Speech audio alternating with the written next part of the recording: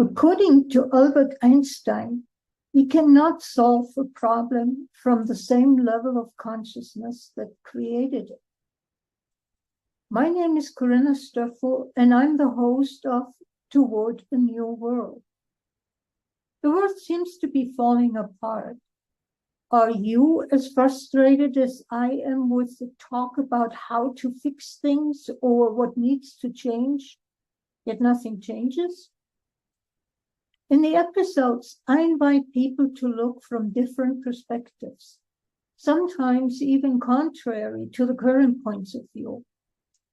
My intention is to evoke a different level of consciousness by empowering listeners to explore what is true for them and begin to live their lives from that place, thus changing their lives and through it, the world. If this appeals to you, I ask you to subscribe to the podcast on this channel. Hello and welcome. Here I am again. And that recently published TEDx talk that went live has been really informing me about certain things to talk about. One thing that I talk about in the TEDx talk is rites of passage. I share that at the age of 36, I was fascinated about marking my transition to adulthood. Now, by that time, I had already 2 kids. Technically, I've been an adult for some time, yet somehow something still spoke to me, desiring to have that experience. What if there are times in our lives when we desire to have a rite of passage experience? For some, graduation may do it. For others, they try to create it for themselves.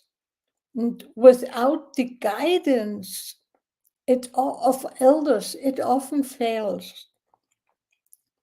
It expresses itself in risky behavior, doing tattoos, drugs, all the way to game initiation. And the really important thing is there is no community that recognizes the rite of passage when you come back from that experience. So, first of all, what the heck is a rite of passage? What does that mean? For me, the way I have been trained and the way I know it, it means spending 3 to 4 days by yourself, alone, in a natural setting, wilderness, depends on the facilitator. You have minimal equipment, you are fasting, you have about a gallon of water per day. And if I look at how it used to be I know mainly about Native American rites of passage, they didn't have any equipment. There was no food and there was no water. And that changes the game somewhat. I think us modern people are not used to go without water at all. We have bought into quite a bit that not drinking at least 2 liters per day is bad for us. And I know how many people get scared by the mere thought of not eating for 24 hours or even more than that. So I have to admit, having done those experiences, being out in nature for many years, there were times when I played with going so-called dry, not for the whole 4 days, but as far as I remember, I did 2 days. The last 2 days I did without water, knowing that I would have plenty of water once I came back to base camp. That worked for me when I was young, and not sure if it still would work for me. So age may be a big factor, and the rite of passage was primarily marking the transition from childhood to adulthood in tribal societies. But let's look at what are the benefits of rites of passage. How much do we desire to know who we are? Do other people see us? My experience is not really. And if others can see us, can we even see ourselves? Because that's often a correlation that if I cannot see myself, I have a hard time seeing you for who you are. So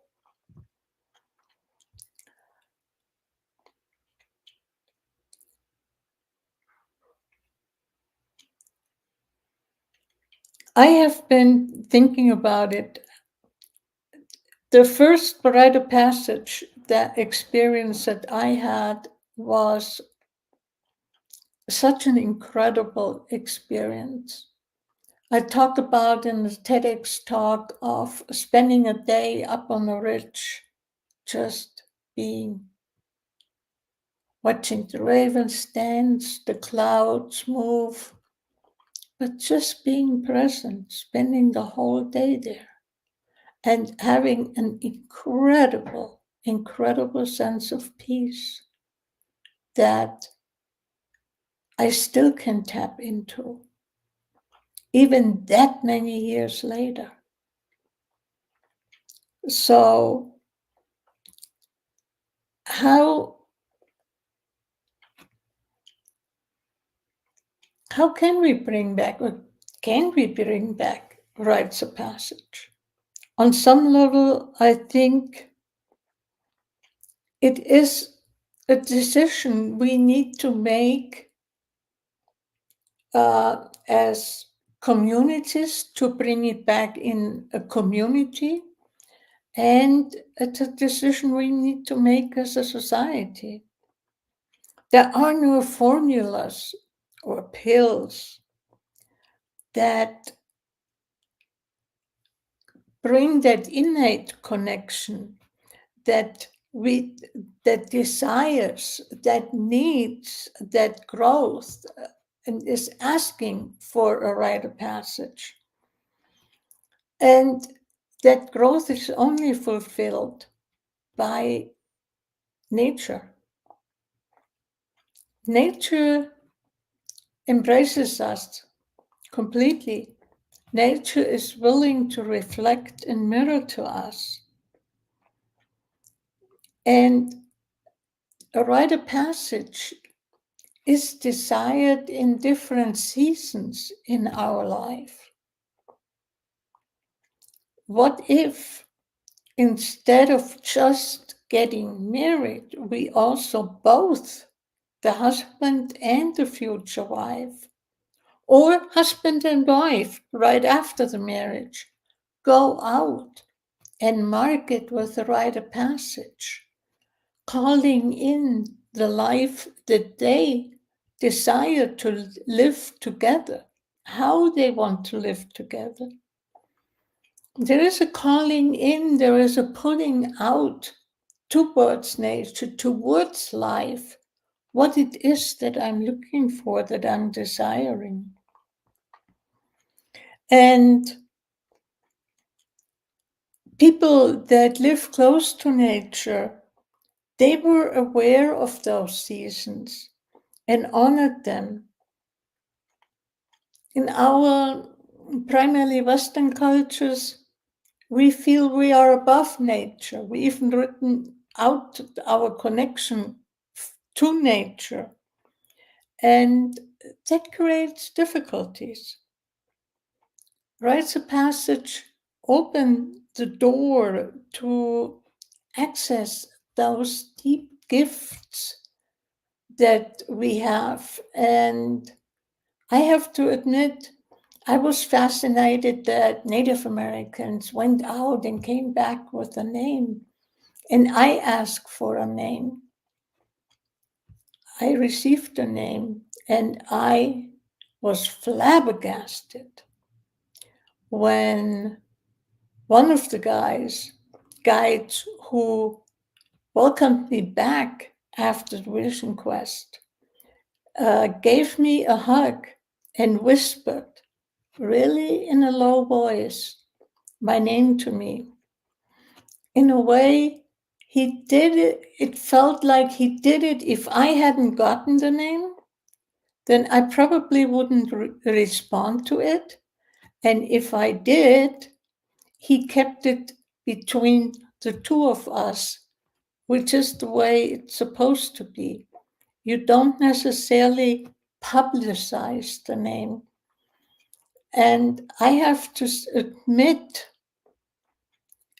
it was having that name was tremendously meaningful initially. And then as the years went by, I sort of moved away from it and forgot about it. And it has come back big time. The connection to that name and what that name means to me and what that name tells me about who I am and who I'm not is very meaningful. So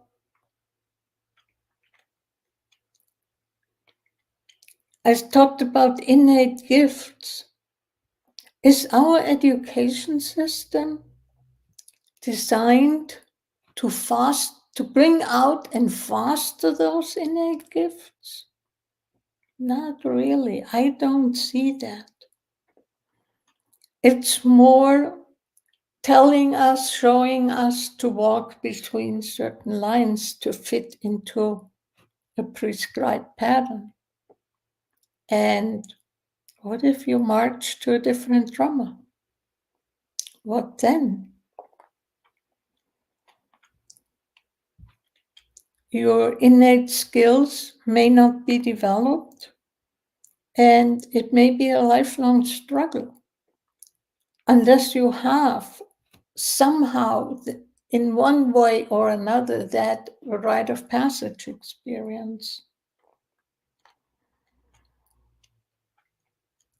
I also, at the age of 49, I felt it was time to go out again and call in elderhood as an initiated adult. Because how many initiated adults do we have in our society? So it really felt like it was the right thing to do. And it took me 20 years before I was able to own the fact that I was an elder. 20 years to grow into that. Research for purpose. How many people wonder what is their purpose?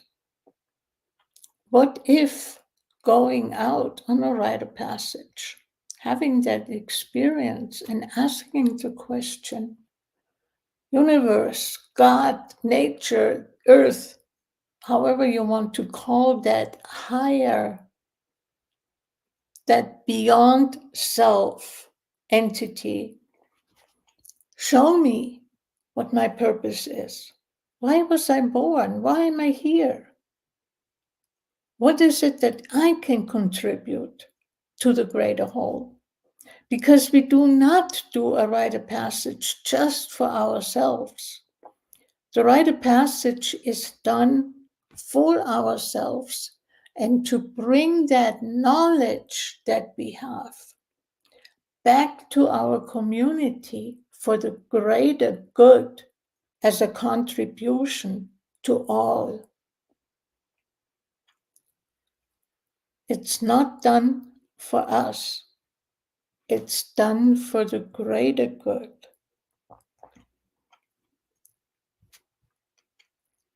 How much can we connect if we take a break from the hamster wheel and sit down and ground ourselves on the earth and ask a question and then get quiet? Listen. Be present with what is. What a tree says, a bush says, what animal comes by, what's whispered on the wind. Are we willing to listen and be present with our soul and with the greater soul? There are so many things that I am aware that could change if we would be willing as a society, as humanity, to bring back a rite of passage. And I'm pretty sure that different cultures had their different ways of marking things, of having rites of passage. It's not that the way I was trained in, that I experienced it, is the way.